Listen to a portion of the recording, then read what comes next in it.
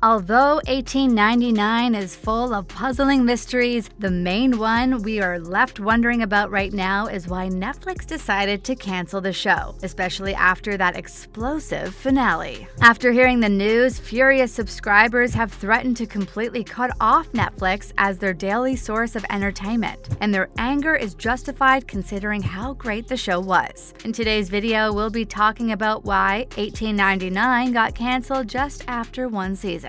Firstly, the cancellation comes as a shock after just one season. The ambitious multilingual series from the team behind Dark, which debuted on the streaming platform in November 2022, won't be renewed for season 2, according to a statement posted on Instagram on Monday by creators Baran Bo Odar and Yancey Friche. The director posted a statement on Instagram that said something along the lines of, "We must break the bad news to you that 1899 will not be renewed. We would have liked this to end an incredible journey with a second and third season as we did with Dark, but sometimes things don't turn out the way you had hoped. This is life. We are sure that this has disappointed millions of fans, but the team expressed their sincere gratitude for our participation in this fantastic trip." They declared their love for their fans as well. The 8-episode series, which took place on the migrant steamship Caballeros as it sailed from London to New York 13 years before the Titanic, introduced the world to a cast of diverse characters. The cast included talented actors such as Dark's Andreas Pichman, Dunkirk's Aneurin Bernard,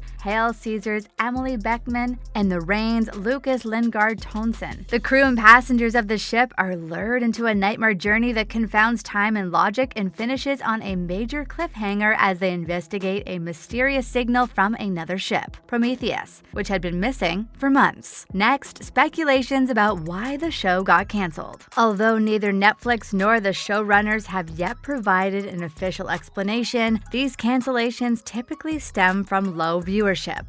But given that it's 1899, things might not be as straightforward as they seem. An early trailer already had over 8 million views before the show ever debuted, which was much more than other Netflix trailers from the same time. For instance, the advertisements for Wednesday and the second season of Young Royals received over 1 million and 5 million views respectively. There was obviously a lot of buzz about 1899, and even though the ratings didn't surpass those from Wednesday, there were still higher than may have anticipated given the show's cancellation. In the first 4 days alone, 1899 received over 79.27 million hours of viewing, ranking it second on Netflix's top 10 chart, behind only the most recent season of The Crown. At the conclusion of the first week, Netflix reported that the total number of hours seen for 1899 was 87.9 million. The cancellation was especially surprising given the show's fantastic storytelling, mind-blowing VFX, and shocking ending. The only aspect where we think the show lacked was the pacing of the first few episodes was a bit slower than one would expect. But again, that's no reason for a show to be canceled. After that, the fans aren't happy at all. Fires and Odar established an overall agreement with Netflix, the first of its kind for the streamer's European presence after a well-liked run spanning 3 seasons of Dark. The first project to result from that agreement was 1899. The news that the show won't return to Netflix has devastated the fan base. In response, one user wrote, "Why bother starting something promising on Netflix when 1899 has been canceled? You start a story that is obviously multi-series, hook viewers, create a huge cliffhanger, and then cancel the show. Such a shame because 1899 was well worth the viewing." Some users also started calling the end of Netflix since the platform just keeps canceling shows that the audience wants to see more of.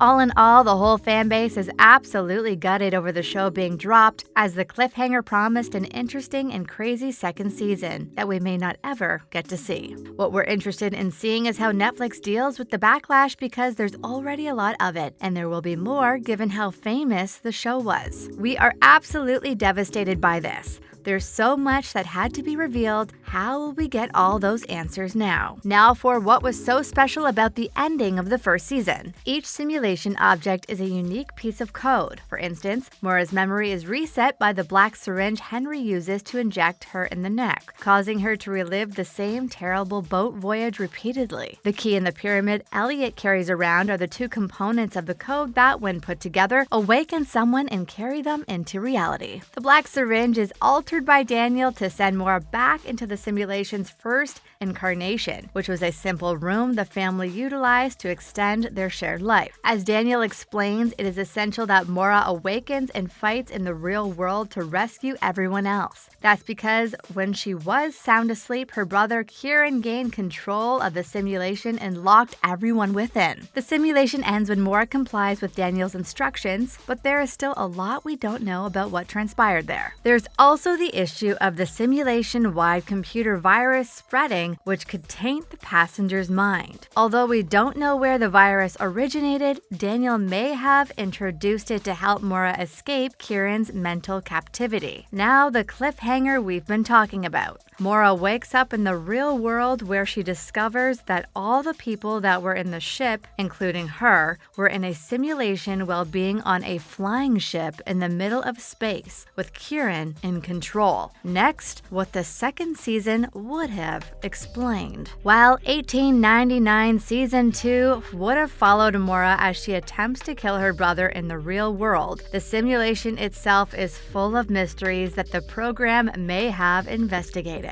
To begin with, every person who passed away at the Caballeros had their memories erased and was ready to join a new simulation iteration. Clemens, Ramiro, and Tove were among the characters who were still alive when the simulation was terminated due to Daniel's interference and recoding of its architecture. Since they didn't pass away as planned, it would have been likely that they would have remembered what happened when the simulation restarted, which could have unanticipated consequences in the virtual world. And in another area of the simulation, Elliot, Henry, and the old man slaves appear to be safe. They could, however, have been impacted by Daniel's recoding. The infection that spread throughout the simulation before the season finale also infected Virginia, so it's safe to presume that her sickness would have repercussions. In that regard, we are still unsure of the virus's origin, mode of operation, and the reason it poses a threat to those who are connected to the simulation. Finally, Season 2 had to identify these individuals and explain why their fabricated backstories were so depressing, since we are aware that the majority of memories people had of the Caballeros were false. It's a huge shame that it got axed. Would have been a fun season, and we would have gotten some much-needed answers, but unless another platform picks up the show, there's no chance of any of that happening. Moving on, will we get a spin-off? Given how recently the show was canceled, we wouldn't anticipate any further story details to surface very soon. In addition, there is a remote possibility that Netflix itself may attempt to wrap things up in a one-off special or movie. For all we know, there may be discussions to save the show at HBO or Prime Video. That's exactly what happened after Netflix chose to terminate Sense8, was criticized by fans a few years ago. Netflix's vice president at the time, Cindy Holland, told Radio Times in April 2018 that the show's collapse was caused by its audience size and money, but that fan adoration prompted them to order one more special to tie everything together. Could history repeat itself again with 1899, another international genre program with a devoted global fan following like Sense8? It might be feasible if the outcry from viewers is loud enough. Yet, the Netflix of 2023 seems determined to cancel shows far more frequently than before. Whatever happens, just don't anticipate 1899 ever crossing over with Dark. The sole poor idea, according to the creators, would have been to link Dark to 1899. When Deadline asked them if they had any awful ideas for the show that were dropped.